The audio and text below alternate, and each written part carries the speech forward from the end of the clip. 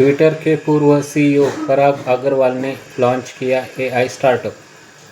पूर्व Twitter CEO पराग अग्रवाल ने, जिन्हें एलन मस्क द्वारा बाहर कर दिया गया था, अब एक नए आर्टिफिशियल इंटेलिजेंस उद्यम पैरेलल वेब सिस्टम इंक के साथ तकनीकी दुनिया में वापसी की है।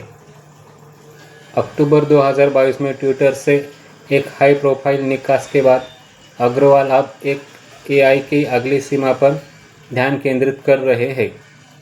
स्वायत्त एआई एजेंट। उनके स्टार्टअप ने पहले ही 30 मिलियन की फंडिंग जुटा ली है और वह इन एजेंट्स को वेब से स्वतंत्र रूप से जानकारी इकट्ठा करने और विश्लेषण करने में मदद करने के लिए उपकरण विकसित कर रहे हैं।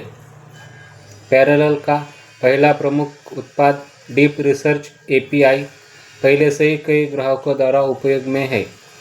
अग्रवाल ने हाल ही में एक लिंक्डइन पोस्ट में दावा किया कि यह टूल कुछ शोध कार्यों में मनुष्यों और यहाँ तक कि ओपनएआई के GPT-5 जैसे शीर्ष स्तरीय एआई मॉडलों से भी बेहतर प्रदर्शन कर रहा है।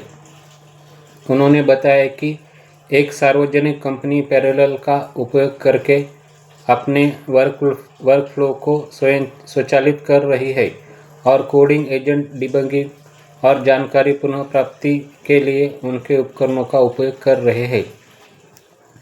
25 लोगों की टीम के साथ अग्रवाल ट्विटर में अपने कार्यकाल के बाद से अपना पहला बड़ा कदम उठा रहे हैं, जहां उन्होंने सीईओ बनने से पहले मुख्य प्रौद्योगिकी अधिकारी के रूप में कार्य किया था।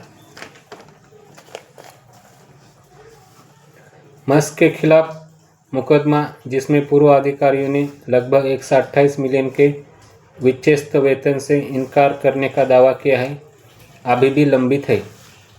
कानूनी लड़ाई के बावजूद अग्रवाल जानते थे कि उनका अगला कदम एआई में ही होगा। उन्होंने खुलासा किया कि नौकरी से निकालने के जाने के बाद वो शोध में फिर से जुट गए, कोड लिखने लगे और संघर्षरत कंपनियों से मिले प्रस्तावों को ठुकरा दिया। उन्हें यकीन था कि एआई ही उनका भविष्य है।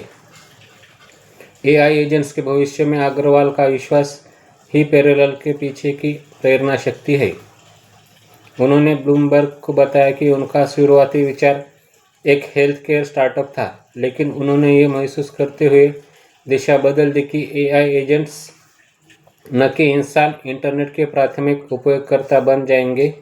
वो भविष्यवाणी करते हैं कि जल्द ही इंटरनेट पर इंसानों से ज़्यादा एजेंट्स होंगे और व्यक्ति अपनी ओर से ऑनलाइन कार्यों को संभालने के लिए कई एजेंट्स तैनात करेंगे।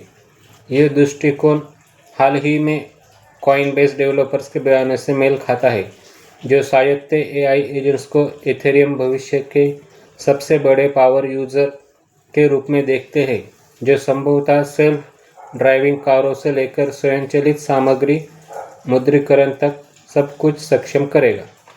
ऐसी ही जानकारी के लिए हमारे चैनल के साथ बने रहे। धन्यवाद।